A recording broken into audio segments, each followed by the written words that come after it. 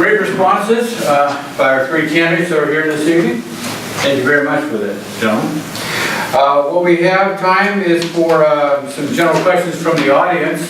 If you have anything you'd like to ask any of these candidates, what we've allowed for is that it could be about 3 minutes per question, if that'll work.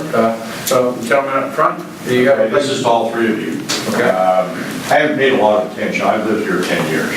Haven't paid a lot of attention to the board or Parker Brothers or the Homeowners Association. It's always rankled me a little bit that Parker Brothers had somebody on the board.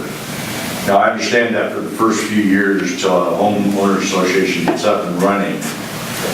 You mentioned a couple things that was surprised to me about us paying for things that are benefiting them, and we shouldn't. I would like to know, the other thing I'd like to say is I'm a little disappointed that the other three candidates didn't show up tonight. I think it's a little disrespectful. But I'd like a quick summary, really quick. How will we know that what you guys have set up there will be the way you will act on the board?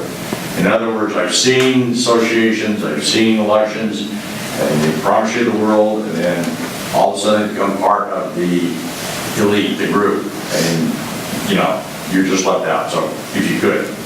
Well, for me, I'm in nobody's pocket. I'm retired.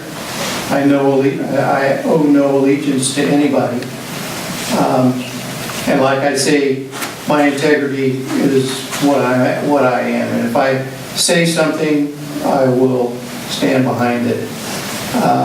Main thing is, you know, I'm not for making promises for anyone, but I do think that what we need to do is understand what people want.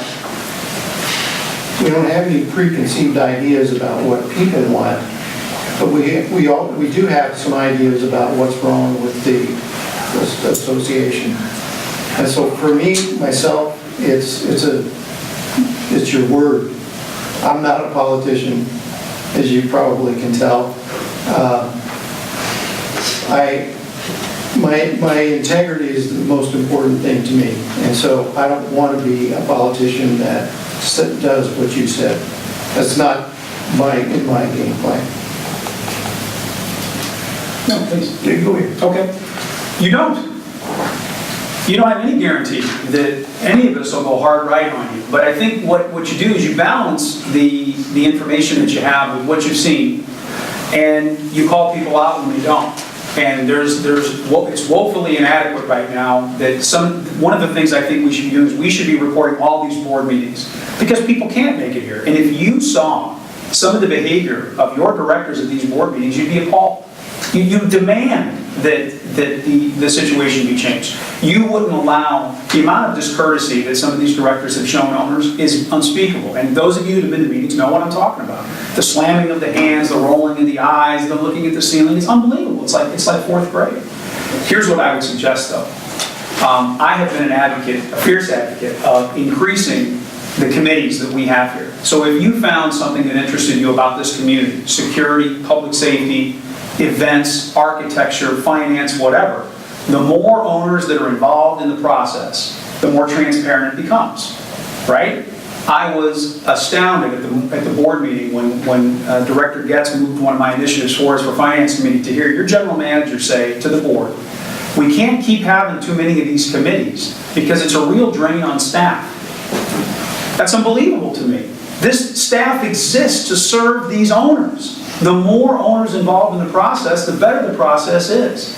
So if someone gets on this board and it's just 5 guys making all the decisions for everybody all the time, you have no guarantees at all. But if you had a finance committee with people that knew what was going on, and a traffic and safety committee, and you had an events committee, and an election committee, and an architectural review committee that was really about owners, there's all these different ways that owners can call, hey, you're not doing what you said you were going to do. You promised that this wasn't going to happen, or you were going to change, or you were going to do better, or you weren't going to be one of the boys in the club.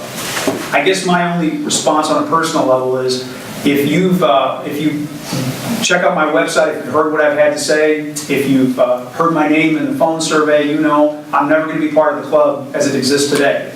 I'm way too far outside. I feel left out because I was never called on the phone survey. And ironically, neither was I. I didn't get surveyed because I think I'm a pretty great guy, so I would have said that in the survey, but I didn't get asked.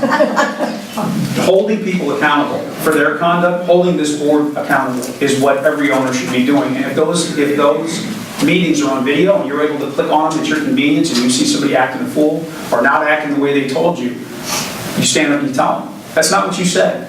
I'm also a big, big proponent. If we get this thing stable, I know I'm running out of time, I believe there should be term limits on directors. Politicians in diapers need to be changed often for the same reason. One night, we had a closed session, and the mayor that preceded me, we had a 5-member board, and my friend and I were on the downside with the 3 too.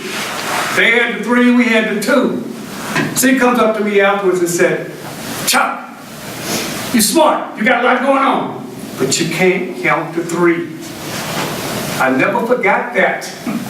People that come out here and tell you they're going to do this, they're going to do that, they must know something that I don't know. They must have 3 votes in their pocket. You've got to keep your dignity. Every morning, I'm 71. Anybody in there 71? I'm 71. I love, when I go to shave, I like who I see. If you don't like who you see, something is wrong.